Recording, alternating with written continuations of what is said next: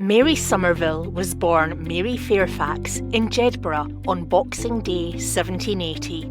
Growing up in Burnt Island on the Fife Coast, the young Mary was fascinated by learning, trawling the local beaches for shells and stones, and spending the dreich days reading as many books as she could. But Somerville's family disapproved of her intellectual pursuits. They wanted her to be ladylike, behaving just how a daughter in a well-connected family should. Somerville impressed so much at social events that she became known as the Rose of Jedburgh. But she firmly believed that women could be more than that. Somerville took every opportunity to expand her knowledge in languages, science, astronomy, music, maths, and more. After the death of her first husband in 1804, she had the freedom and the finances to devote herself to academic pursuits and bought herself a library full of scientific books. Encouraged by her second husband, she worked alongside and tutored some of the most eminent academics of the day and became famous as a published academic.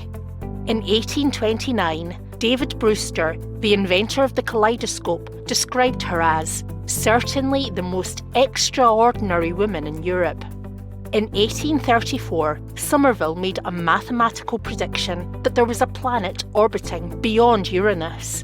Thanks to her calculations, Neptune was discovered in 1846. Somerville's impact in her chosen fields was so big that a new, gender-neutral term was needed to describe her. In 1834, philosopher William Whewell coined the term scientist, making Somerville Scotland's and the world's very first scientist. The Somervilles eventually settled in Italy. From there, Mary continued to write and debate and never let go of her principles. At 91, she was the first to sign John Stuart Mill's unsuccessful petition for female suffrage. And she never took sugar in her tea in protest of the transatlantic slave trade. A lunar crater, an asteroid, a ship, a college at Oxford University, and a Canadian island are all named after Somerville. Plus, since 2017, you'll find her on Royal Bank of Scotland £10 notes.